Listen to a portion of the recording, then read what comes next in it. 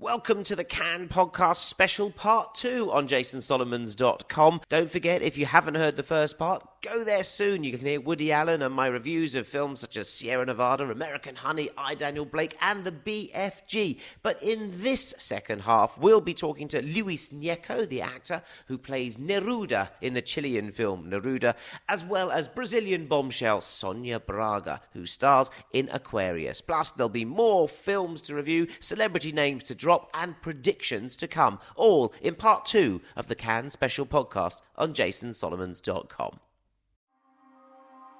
¿Personaje secundario? ¿Yo? No, señor. Porque te voy a agarrar. Han pasado solo 3 años desde el fin de la Segunda Guerra Mundial. Y aquí está a punto de empezar una persecución fabulosa. Con ustedes, el poeta Pablo Neruda. Puedo escribir los versos más tristes esta noche. One of my other favourites at the festival was the Chilean film Neruda, about the fugitive poet and politician. Director Pablo Neruda tells the story set in 1948 when Neruda went into hiding after the government turned on the famous poet and senator. I love this film. It was playing as the opening night film in the Quinzaine des Réalisateurs, the director's fortnight, and I was struck by the actor who was tasked with playing his nation's most famous icon, after Arsenal's Alexis Sanchez, of course. So I went along to meet Luis Gnecco, who stars opposite my old mate Gael Garcia Bernal in Neruda, to find out how he played the complex part so magnificently. To become Neruda is impossible, you know. Well, become any character is impossible. Because to grab the whole life of the poet and this important and very specific character, which is so important for the Chilean people, is specifically difficult. But what released me from that anguish was that I knew I was at Larraín's hands, and this was a Larraín film. So the way he was going to portray Neruda was going to be very special. Yes, so because you've been acting for many years in Chile. Yeah. Well, some years. I don't want to say you're too old there, Luis, but I'm not that old. But you have your idea of Pablo Neruda through the writings, through the politics. Yeah. Gael will have his idea of Pablo Neruda. Everyone's got their own idea. They have their. But you read a poem of his, and you have an idea of the man behind it. Yeah. I'm not saying it frightens you because as an actor you throw yourself in, but how were you able to get your idea of Neruda in there when combining with Pablo's idea? Yeah, it was not a fight. I exposed that to Pablo. I said, well, look, I'm so lost here, really, and I'm going to need you more than any other times. And he said to me, for my relief, I'm lost too, so we're going to need the two each other. You know, the first scene where I began to speak as Neruda, where I gave voice to the character, was the scene where they crossed the Andes, the mountains, where the first attempt to escape. In the car, with the passport. Yeah, I don't like to say escape because, well, they were escaping, and then we were so frightened with Mercedes Moran, the actress that played my wife, because it was the first time we were going to talk. We were going to begin to talk with the character, and then it's so difficult because Neruda has a special voice, you know, and well, that's it. Let's begin. Boom, and I began to talk, and that's it. And so Pablo convinced me, and he really soothed me with the idea of you have your body, you have your history. That's what you have to give to this character, because pretending that I'm going to be Neruda is absolutely impossible. No, you don't do an impression. I don't know Pablo Neruda as a person myself. Just from a poet. The thing is, when you see the script, or certainly when you see the movie, we also get many different Nerudas in your one Neruda.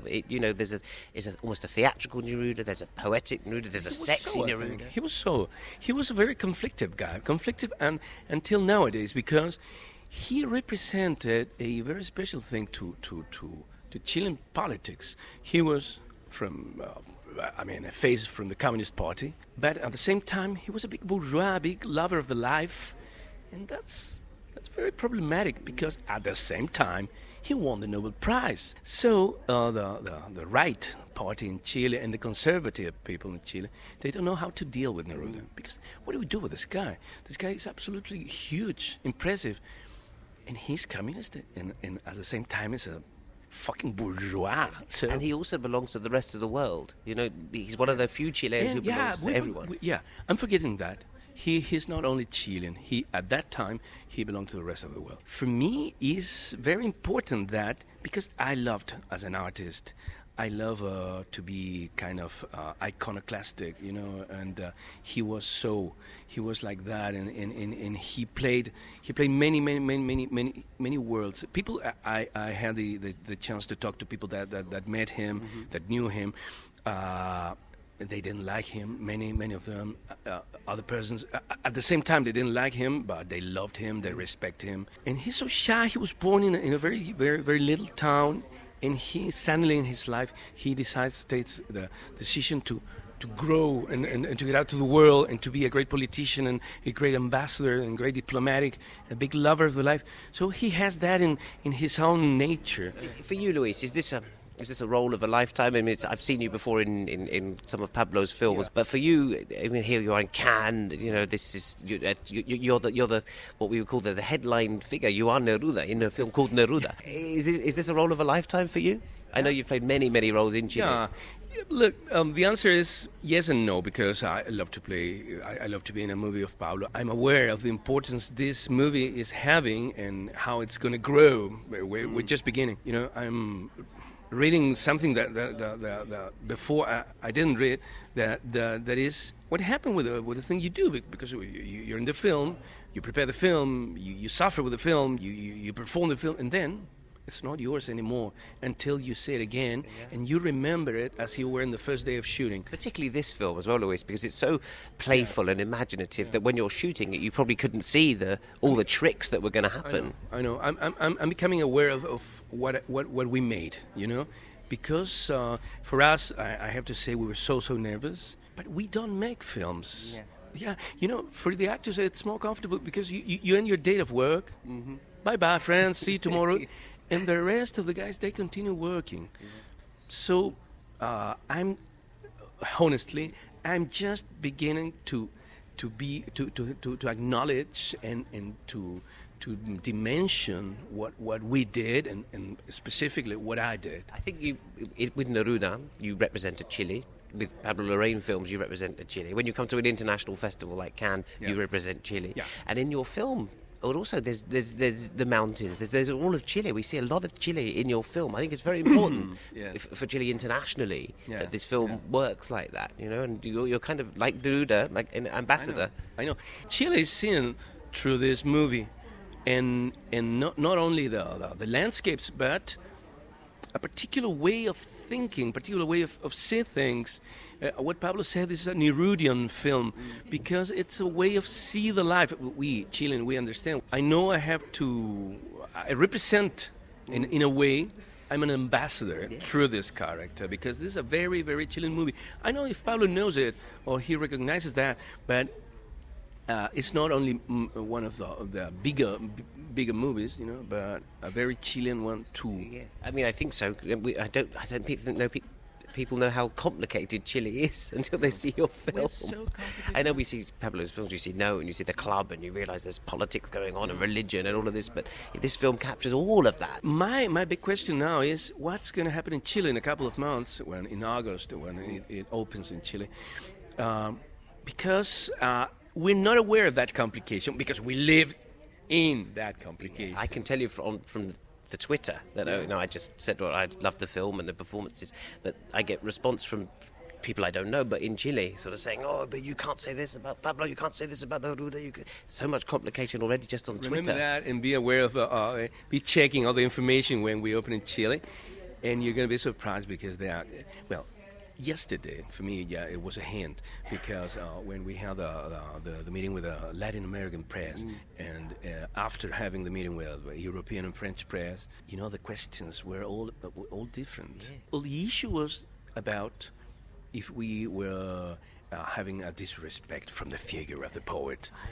You know, this icon. But you made a Nerudian film, it's going to be interpreted in a Nerudian way. So it's for your Nerudian, even a more complicated thing. Yeah. So for your Nerudian performance as Neruda, many congratulations. Thanks for joining me on the show. Thank you very much. One of the great performances from the Cannes 2016, Luis Gnecco there.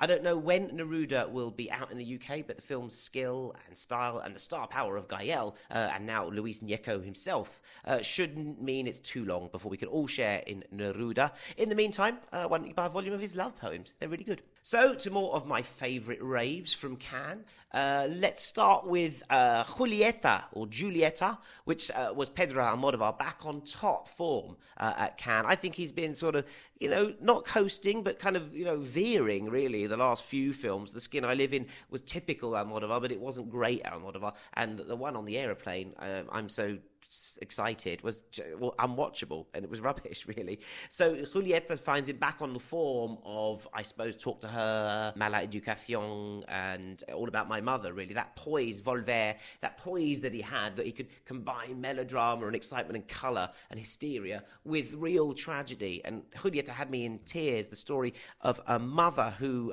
is making up for lost time with her estranged daughter by writing her a letter and talking us through that story in flashback. How did it happen that this woman in Madrid finds herself kind of on the verge of a new life, but a chance meeting in the street flashes her back to when her daughter somehow escaped her life. And we see it all the way back through. It's a kind of emotional journey inside this woman, Julieta's life, beautifully played by Emma Suarez. There's a wonderful moment where the young actress playing Julieta as a young person, Ariadna Ungarte, jump cuts via a haircut to the older actress, Emma Suarez. And I think it was a brilliant, brilliant moment. Otherwise, it's typical Almodovar.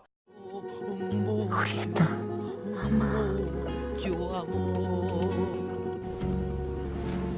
Querida Antía, voy a contarte todo lo que no tuve ocasión de contarte.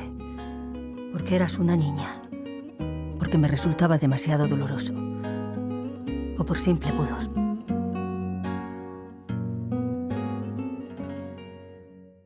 Really with that kind of control of a master filmmaker, and just does it so easily. A bit like Woody Allen, you sort of forget to respect how brilliant they are at their craft and creating their own particular worlds.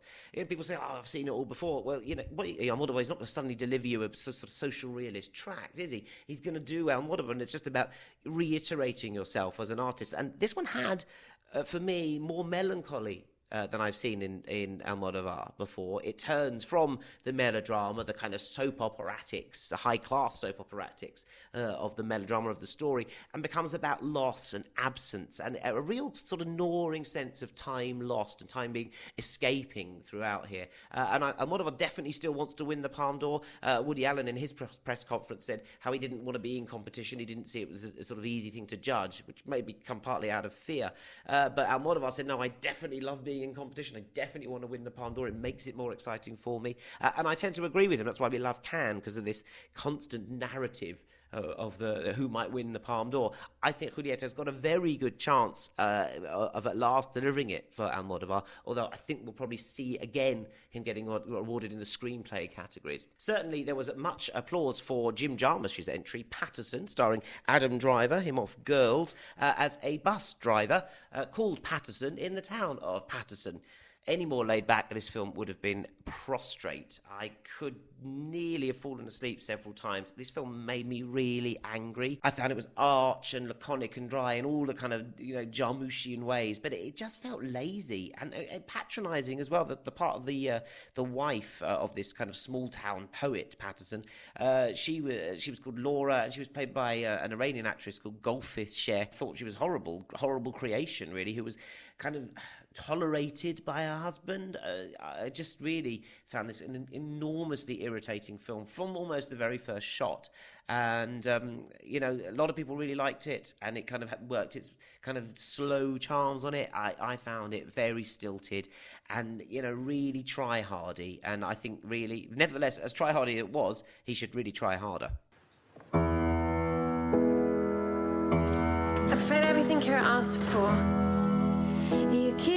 I'm a personal shopper. I hate this job, actually. I spend my days doing bullshit that doesn't interest me, and it keeps me from what does. It's driving me fucking crazy. You should come here. I need to go back to Lewis's house. Give me the tiniest thing. Olivier Assayas was back with Personal Shopper, which starred a great performance from Kristen Stewart, who was very good in Woody Allen's Cafe Society and very different in Personal Shopper. A strange film, really, this one. A horror film, a fashion satire, and a murder mystery in which Kristen Stewart tries to play a woman who's a medium trying to contact her recently deceased twin brother in a big house in Paris. Meanwhile, she's kind of wrapped up in the frippery of being a personal shopper for a really spoiled, bratish German supermodel. There's satire here. There's a lot of stuff here that was strange. It got booed at the end. There's a sort of real tradition of sort of booing things. I thought that was rather impolite because there was, it was nothing if not experimental with this mainstream horror icon at its centre, a scream queen, no less, in Kristen Stewart after the Twilight series. And I thought she was very good. Always watchable, kind of mesmerically so. So it was silly in places, preposterous in others, but always gripping and mesmeric is Personal Shopper. The Dardenne brothers were back, sort of rivals to Ken Loach, aren't they? Kind of, if they're Spurs, he's Arsenal, and he certainly Arsenaled them in this one, because I thought the Dardenne brothers' new film, The Unknown Girl, La Fille Inconnue, was really boring and very simple, a very silly tale of a small town, well, Liège, but it is Belgium, so it was going to be a small town, doctor who's kind of big-hearted GP will turn up at the drop of a hat to kind of cure the sick and the lame. And she kind of goes about a place and gets involved in a murder mystery. Who is this unknown girl who she could have let into her surgery one night, but she doesn't, and then feels really guilty. This was the one that got away from her healing hands. And so she embarks on a sort of detective mission because no one else is going to track down this girl to give this girl a sort of decent burial. I thought it was hogwash, to be honest with you, and a really poor device for sort of getting us to look at a sort of a snapshot of Liègeois society, if everyone needed to have that. I suppose they're saying it's the world and the Europe in microcosm, but I think they did it better with Marion Cotillard in 2 Days and One Night. Very similar sort of premise and structure there, but set against work as the thing, rather than the sort of, the sort of collective guilt of this murder. J.B. Priestley's Inspector Calls is the kind of template in this one, and this is a Doctor House Calls. I didn't like it at all, as you can perhaps tell. Sweetening the Palate was one of my favourite filmmakers in all the world, Hiroyasu Koreeda, who was in competition last year with Our Little Sister, which you can win on DVD on jasonsolomons.com very shortly.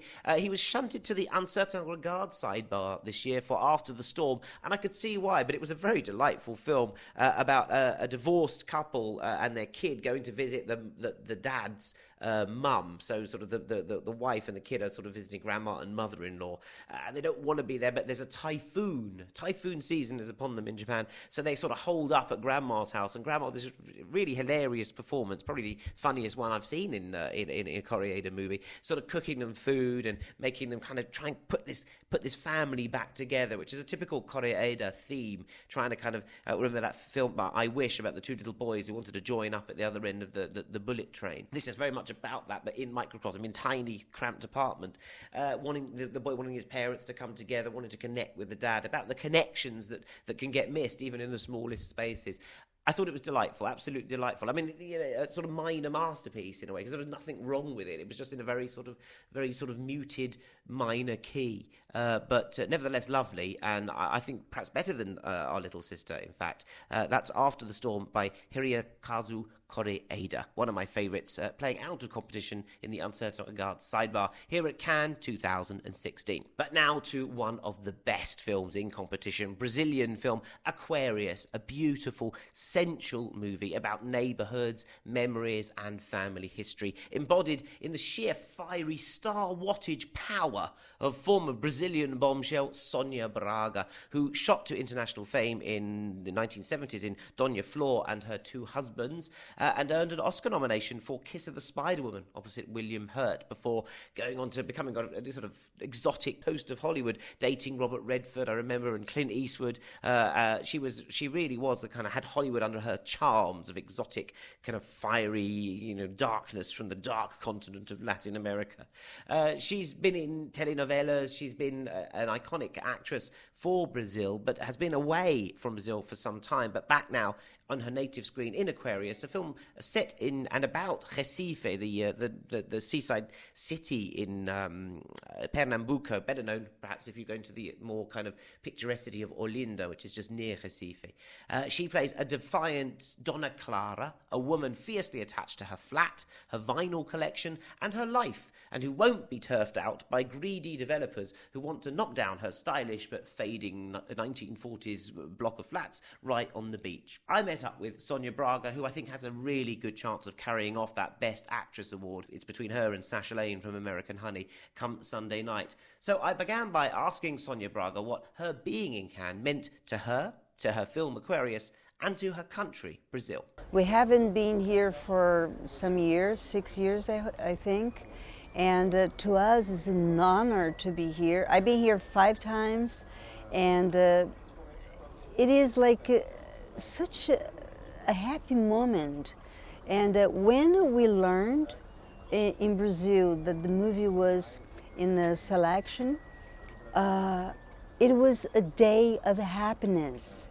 Everybody was so happy. How much do you feel that the movie, which is beautifully represents Recife Yes. and its neighbourhood, Yes. If you take the metaphor further, it represents Brazil in some Yes. senses as well. Yes, it's a little cell. Brazil, the country, it's made like this in the little cells. If you go from São Paulo to Rio to where I live in Niterói, and everywhere there is the same person. There's the same person trying to attack you. So, and there is the same person in some places resisting. Mm-hmm.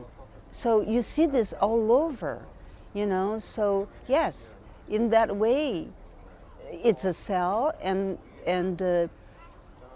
Aquarius is one cell of the big country and represents all the other cells. And Donna Carla is another cell inside that herself. Yes. Do you think she represents your generation in a way, the changes in generation that have gone on in Brazil? Because you've been through a lot of history. No, I wouldn't say generation, because in terms of position, you know, many people of my generation wouldn't react like Clara, you know.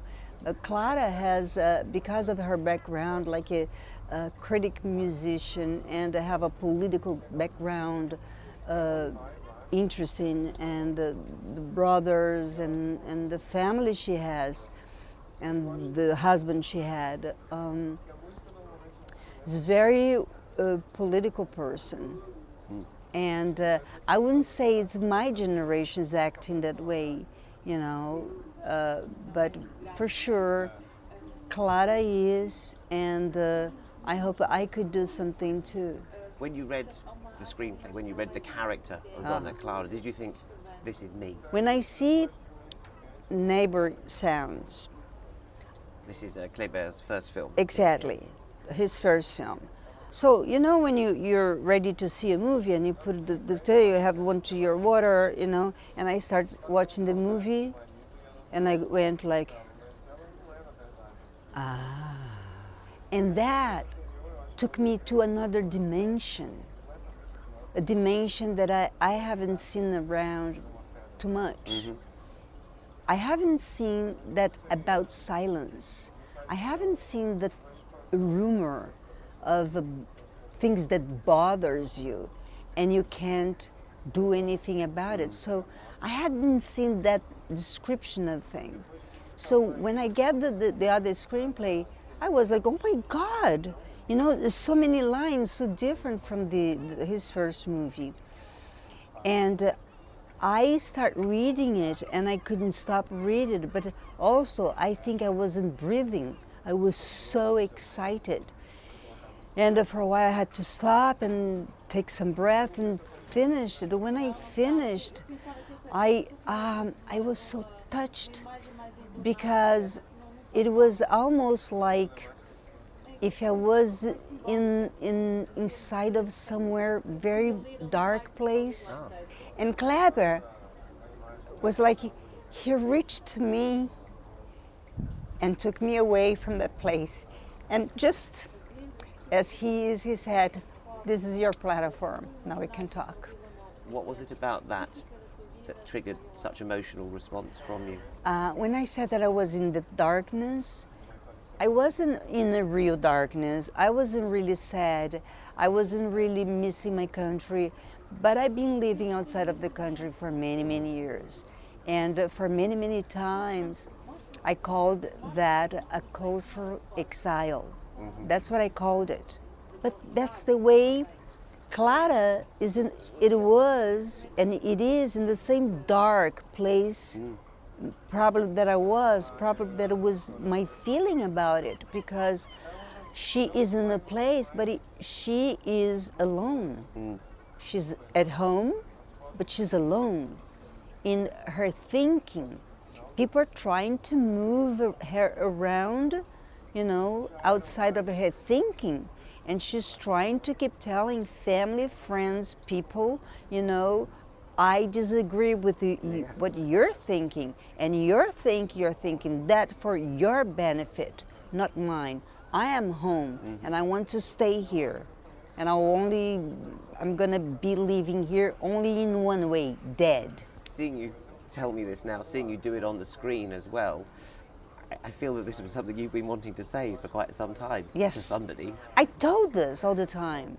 But you know, it's like when you say things that are important to you, and you say so many times, and people keep telling me, don't do that.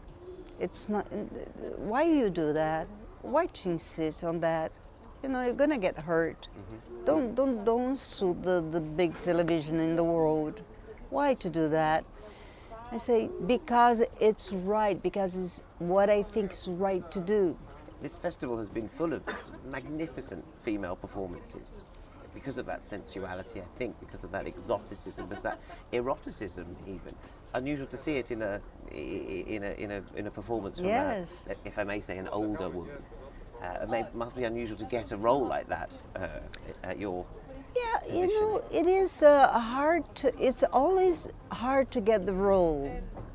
It's always hard. To work such a precious thing for an actor, to work. Work is the biggest thing, because you work and then can be the last work of your life, can be the last time that you spoke, can be the last time that you breathe. You know, work is important. So to get a role like this is a role, and it's so exciting that, you know, that Kleber asked me to play this role, and you know, as we talk about already, you know. Some people call a role like this the role of a lifetime, but I mean, I think you've had 3 or 4 roles of a lifetime. You've been very lucky. Yes, I've been very lucky, and also in television. You know, I played Gabriela on television, and then Dancing Days, and which were like, it's 100% of the audience was watching those. So it's like... The whole nation. It was, pretty much. So, and to me, it was very important to do television, because Brazil is a poor country, and people, you know, like sometimes they talk like, oh, it's an art movie, I don't know if people are gonna like it or see it. No, people don't never underestimate Brazilian people. They would love to see this movie. The thing is, the budget would allow them to do it, their budget. It seems to me to have a very Brazilian spirit, and it's about coming together. And Brazil is always looking for ways to come together. Yes. If it's through football, if it's through music. It's a very, across all of that society, which is fractured and divided, rich, poor, as we see in the movie, different color, caste systems, if you like. But they still take every opportunity to come together as much as they can through these cultural points. It is true. It is true. It's like the soccer, for example. You know, they find a way to do it, because it's a tradition. It's a Brazilian tradition, the soccer. And you know, in Europe is like the same thing. Once I was in Italy, I say, oh my God, and I thought only Brazilians were crazy? You know, really, it's like spectacular. But in terms of arts, it became very difficult because probably they never got used to go to the movies. And what they call popular, I think this movie that Kleber did can be the most popular movie ever. But do you think every Brazilian family has a Dona Clara in their family? I think so. I do. I think they have it, they probably don't know it. You know, my mother was a Clara. My mother was totally, a fighter, and I saw that woman doing things that I go, oh my God, and I was only 8. So I saw that woman doing things could be an example to a country. Is this, in some way, your performance here in your head, a tribute to your mother? Always is. Always is. She had to deal with a lot of things when I lost my father, and she had 7 kids, and she was suddenly all by herself, no husband, and 7 kids to feed. So I always thought that she was the Brazilian woman, and she was a happy person. She was laughing, telling jokes, and then also she became one of the idol of the gay people to catch who my mother was, And now you are as well. Yes. Dona Clara is going to be a gay icon. Yes, I mean her son, the one that's when the family, when they're talking, and they're trying to show the picture of the boyfriend, my son's boyfriend. So all that, it's like, to me, it's not hard to understand. That's what I'm saying. It's not hard to understand Clara, not to understand her acts. Well, for creating another ultimate Brazilian woman, congratulations, Sonia Braga. Thank you so much. Parabéns, I think is the correct term. Thank you. Beautiful And I have to thank you. I don't know what's happening, for that little deep truth moment. Rare to happen. Thank you very much for Thank it. you. My Thank pleasure. you. Thank you. The inimitable Sonia Braga, who really was hailed as the Queen of Cannes this year. What an honour to get a kiss from the Spider-Woman. So that brings me near the end of the podcast on jasonsolomons.com. But who will win the Palme d'Or on Sunday night? I got quite a good track record at this game, although it really is always a tough call. I'd love it to be the Ken Loach. That's the one that my heart is kind of yearning for. Daniel Blake, for that urgent, heartbreaking message. But if I put myself on the spot, I'm going to go for the Romanian film Sierra Nevada, which really had everything in that depiction of the Bucharest family trying to sit down for a meal without bursting into intergenerational arguing. It was technically superb, thematically rich, and really pretty funny. I'd be very happy with that, as happy as I would be with a plate of fish borscht. Check back on the site to see if I got it right or anything near right, and there you'll of course find more in-depth reviews of these films and others, as well as other flavours of the 69th Cannes Film Festival. It was, as ever, unreal. Thanks for listening, au revoir et à l'année prochaine. Oh, go on. I know you lot want to know about parties and celebrities and all of that. I mean, there's quite a few pictures of them on my site, but even I am honestly quite reticent about selfieing myself with the stars. But I've done all right. Here's a quick rundown of the stars I bumped into during the Cannes Film Festival. I know never to drop names. Steven Spielberg told me that. But here we go. Woody Allen, Chloe Sevigny, Gael Garcia Bernal, Andrea Arnold, Michael Winterbottom, Asif Kapadia, Liam Gallagher, Pavel Pawlikowski, Nicholas Winding Refn, Daniel Bruhl, Stephen Woolley, Samantha Barks, Sonia Braga, racing driver Mark Webber, Alan Yentov, Andy Serkis, Ken Loach, Olivier Assayas. Oh, there's just too many to mention.